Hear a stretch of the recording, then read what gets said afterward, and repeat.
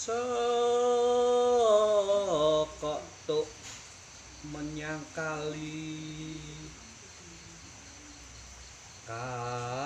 banjur segara sak parang mesti tekani.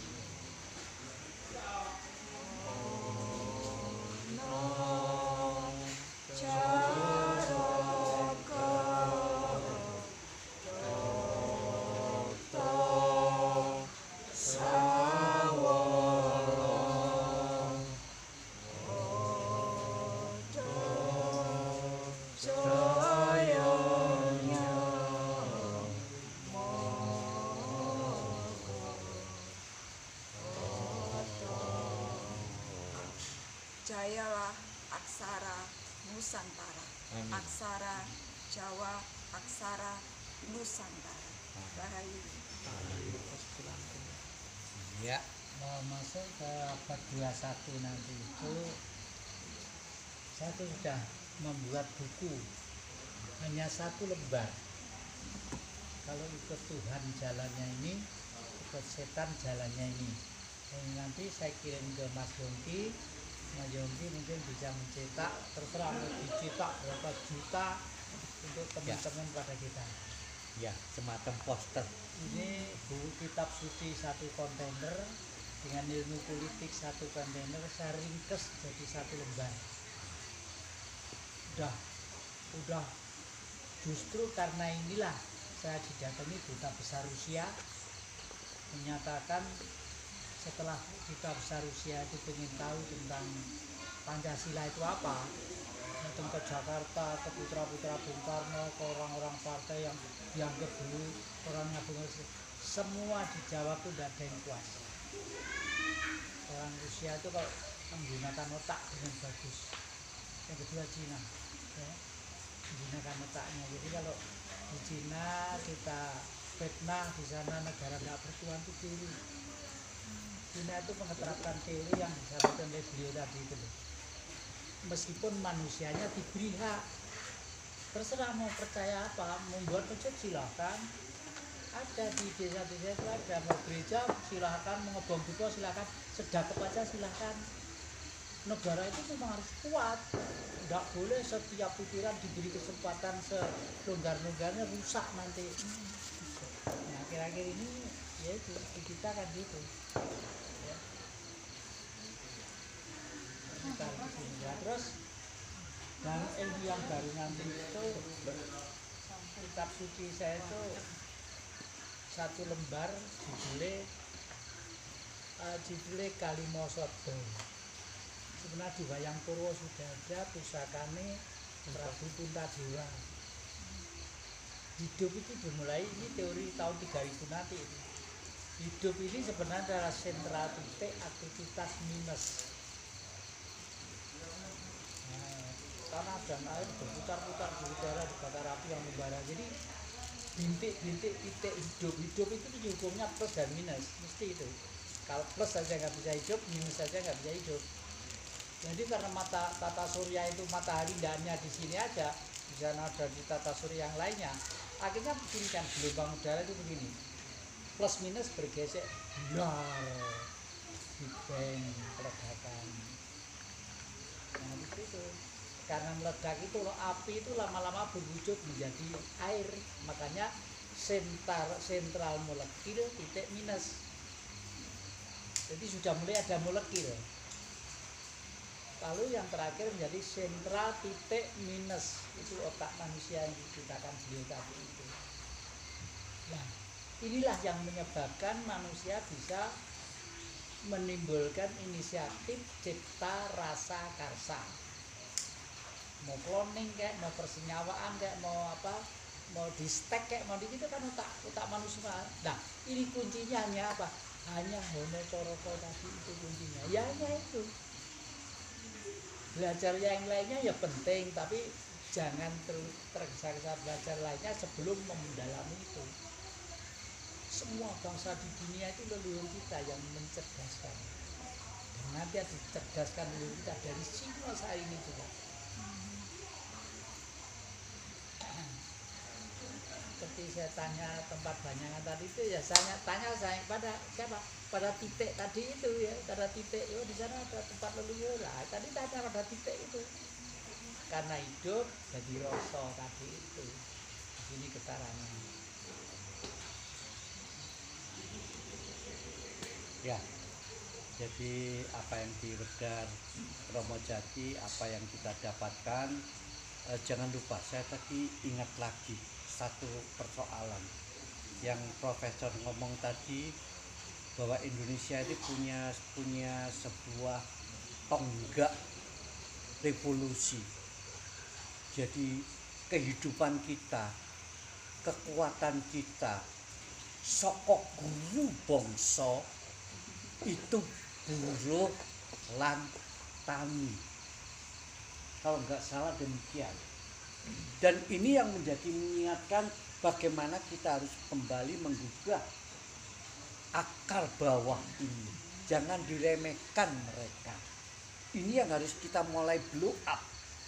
Keilmuan membantu ini di zaman yang sudah modern. Maka kesulitan utamanya pangan, Bung Karno sudah menyetuskan ada 5 kategori yang bisa ditanggalkan. Pakaian bisa ditanggalkan. Wis lah, ngligo gak popo. Gitu. Prinsip bisa ditanggalkan. Jadi masih bisa kacau. Tetapi yang namanya perut tidak bisa ditanggalkan. Ini menurut Bung Karno. Maka itu harus dicukupi. Maka beliau menciptakan yang namanya beras, telur, ikan asin. Ini dibutuhkan untuk masyarakat. Maka 2021 ojo muluk-muluk. Sing penting ono beras, ono telur, ono ikan asin, pasti kita akan damai. Kalau itu tidak tercukupi, maka akan terjadi sesuatu hal di masyarakat ini yang akan berbahaya bagi kerukunan kehidupan di Nusantara. Apa? Perut tidak bisa menunggu. Jadi kalau 2021 kondisi endemik ini masih dibuat demikian, masyarakat susah untuk mencari kehidupan, beras saja sulit, telur tidak bisa diupayakan, ikan. Nah ini yang harus kita cari akal. Begitu. Bagaimana beras ini kita tanam dengan keilmuan dari teman-teman intelektual. Tidak harus bertani dengan pola yang begitu. Model hidro bisa. Ini yang harus kita kembangkan di alam pedesaan.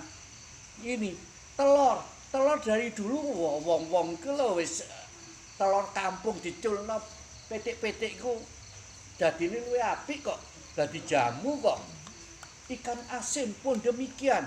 Untuk memenuhi kecukupan apa di kali ku. Ojo disetrum kok. Ikan-ikannya bisa kalau kebanyakan ya iku mang diasin. Untuk lumbung Nah, berbicara inilah saya ingat apa yang dikatakan Profesor. Pesan-pesan Bung Karno bahwa perut tidak bisa menunggu. Jadi kita akan menghadapi 2021, jangan sampai perut menjadi lapar. Karena kita akan berhadapan dengan perut lapar. Kalau berhadapan perut lapar, apa ae diterjang wis. Bacok-bacokan iso dadi. Ini persoalan akar yang cukup mendasar bagi kita menjaga tatanan ketentraman di Nusantara ini. Kita harus gembar-gemborkan perut tidak bisa menunggu. Oleh sebab itu bagaimana mempolanya kembali ke alam pedesaan. Sokok buruh revolusi, buruh, tani, ini sangat kita harapkan untuk mulai kita ajak berpikir sokok buruh revolusi. Saya kira itu Pak. Itu. Ya. Pangan dan itu kan bagian dari energi. Ya. Energi yang bisa memberikan manusia itu punya kemampuan bergerak. Ya. Sehingga Bung mengatakan hidup adalah gerak. Ya. Jadi kalau mau hidup bergerak, Ya. kan? Jangan diam. Ya. Kalau mau menggapai cita-cita harus bergerak. Ya. Kalau mau menjadikan Nusantara ini mercusuar dunia harus Bergerak. gerak. Setiap gerak itu butuh energi. Setiap gerak butuh energi. Bung Karno mengatakan siapa yang menguasai energi maka dia akan menguasai segalanya. Nah, sumber energi terbesar di dunia itu ada di Indonesia. Energi panas bumi, angin, air, kemudian fosil, itu semua ada di Indonesia. Tapi sekarang energi itu berada dalam penguasaan energi. Minyak misalnya 85% proses produksi minyak itu dikuasai oleh perusahaan-perusahaan asing.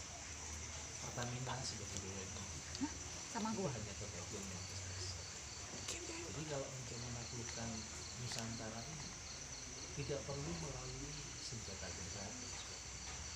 85% proses produksi minyak dan gas yang dikuasai asing itu berhenti produksi. Mereka tarik semuanya, kita hanya bisa hidup 3,8 jam sehari. Setelah itu off, tidak ada pergerakan. Nanti dikirim ke Mobil nggak jalan, listrik nggak hidup.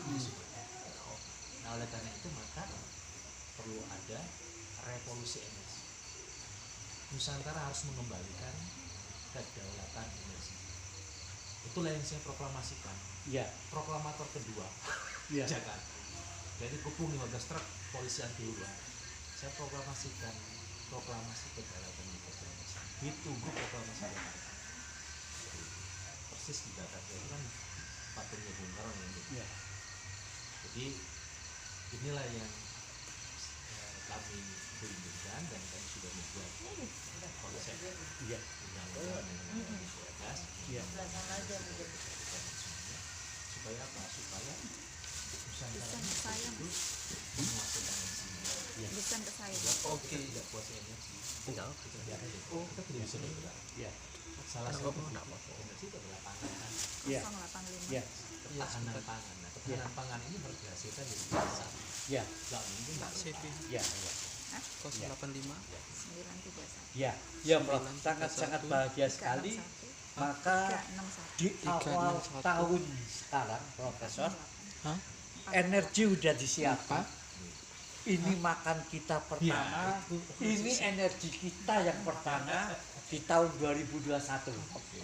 Ya, semoga ini memberkati bagi yang mengelola, bagi yang menyediakan. Terima kasih Bu Tusi dan keluarga, Mas Sumar.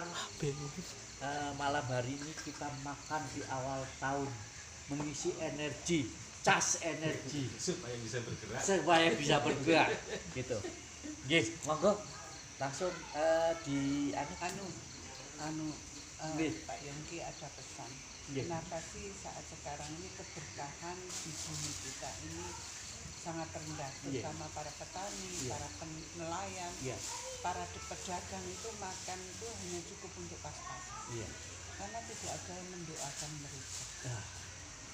Jadi berkah itu tidak melimpah kepada mereka. Satu contoh, untuk jadi pisang yang terhidang di sini, kita ini kan gampangnya tidak pernah tahu bahwa pisang ini ada sebuah proses yang panjang. Ini kalau nggak petaninya jaga pisang, ini nggak sebagus ini, gitu. Bisa dimakan codot, bisa pisang ini apa, dan pisang ini termasuk kacang dan semua ini ada perjuangan para petani. Kita ini nggak pernah matur nuwun terhadap dunia. Gitu. Kita kadang makan itu sambil lari, bahkan paling mau coba bismillahirrahmanirrahim udah. Matur nuwun saja kepada para petani yang menjaga, merawat. Ini nggak pernah. Yang kedua, para peternak. Gitu. Saya ini setiap hari ketemu para peternak, ketemu para petani. Jadi saya ini dari kota kembali ke tengah hutan ini ternyata kitab nyata yang harus saya baca. Gitu. Peternak ini hujan panas geledekan, kalau sapinya nggak makan dia akan tetap pergi ke hutan dengan kondisi berjeripaya. Bahkan subuh-subuh sudah berangkat, belum sarapan dia harus pergi ke hutan cari rumput demi sapinya sarapan, gitu. Bahkan begitu sapi itu sudah besar dia tidak pernah menikmati dagingnya, gitu. Yang menikmati kita. Terus para pedagang, kita ini kan mati-mati nuwun toh, para pedagang kita taunya sayur sudah di depan pintu sekarang gitu. Padahal pedagang ini mengumpulkan dari petani, ada perjuangan.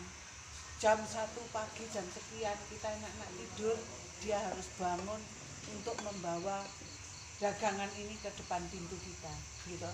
Kita tidak pernah matur nuwun sama dia. Terus tukang masak, gitu.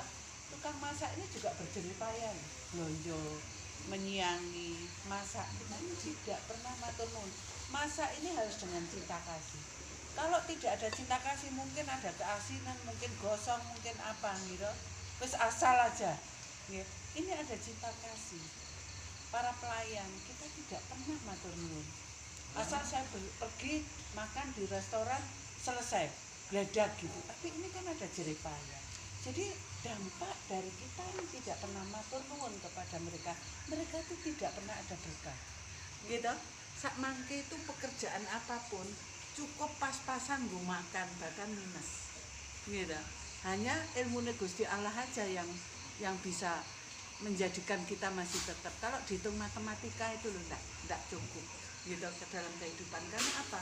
Kita sendiri yang terlalu egois, tidak pernah matur nuwun kepada mereka. Dan kita tidak pernah matur nuwun kepada hewan dan tumbuh-tumbuhan serta makhluk hidup yang rela hidupnya mati demi kita hidup. Betul enggak? Kita makan di sini loh, berjuta-juta makhluk hidup berkorban untuk kita. Tapi kita tidak pernah mendoakan dan terima kasih kepada mereka. Ini dampak yang menjadikan sifat-sifat manusia ini serakah, gitu. Sifat manusia egois. Karena mereka itu seperti hidup masing-masing, tapi mereka semua tidak kita hargai. Jadi ngapunten, kalau malam hari ini titik balik di tahun 2021 jam mungkin 00 lebih sekian, mari kita mulai di setiap makan kita menggunakan etika tata krama yang baik untuk mendoakan seluruhnya, baik itu petani, peternak dan seluruh isi alam ini agar mereka ada berkah dan kita akan terberkah. Biasanya pun ngapunten nggih Romo, ngapunten. Betul. Kadang saya itu kalau habis mau makan itu saya taruh sedikit sesuai dengan apa yang kita butuhkan. Kita sukanya kan serakah nih, makan banyak terus dah gitu dibuang. Lebih baik ambil sedikit, kurang nambah lagi, supaya sisanya itu bukan, kalau kita ngasihkan ke orang lain, banyak saudara-saudara kita yang sekarang ini kelaparan. Gitu. Lebih baik ini sisa kita panasi, kita bungkus yang cantik, kita berikan kepada orang lain. Dan makanan ini pun badan saya yang saya selera, setelah itu makanan ini saya tompo dengan 2 tangan ini. Doa saya nggih, ini BE siapa tahu saya harus matur. Biasanya saya harus berterima kasih yang pertama kepada Tuhan Yang Maha Esa.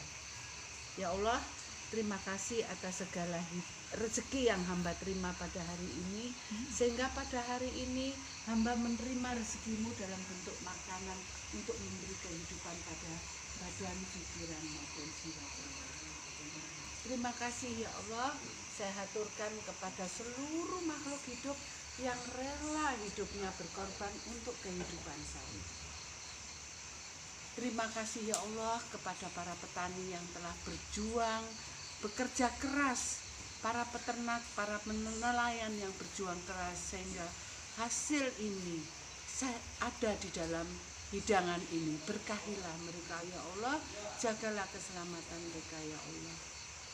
Yang ketiga, terima kasih ya Allah kepada para pedagang yang rela berjerih payah sehingga bahan makanan ini dengan mudah kami peroleh. Terima kasih ya Allah kepada para juru masak yang rela bersusah payah, berjerih payah sehingga makanan ini begitu lezatnya hadir di dalam piring makan ini. Dan terima kasih ya Allah kepada para pelayan-pelayan yang rela bersusah payah, berjerih payah untuk melayani kami sehingga makanan ini bisa hadir dengan begitu cantik dan kami dengan mudah menerima rezeki dan karunia-Mu. Ya Allah, terima kasih ya Allah atas berkah rahmat-Mu.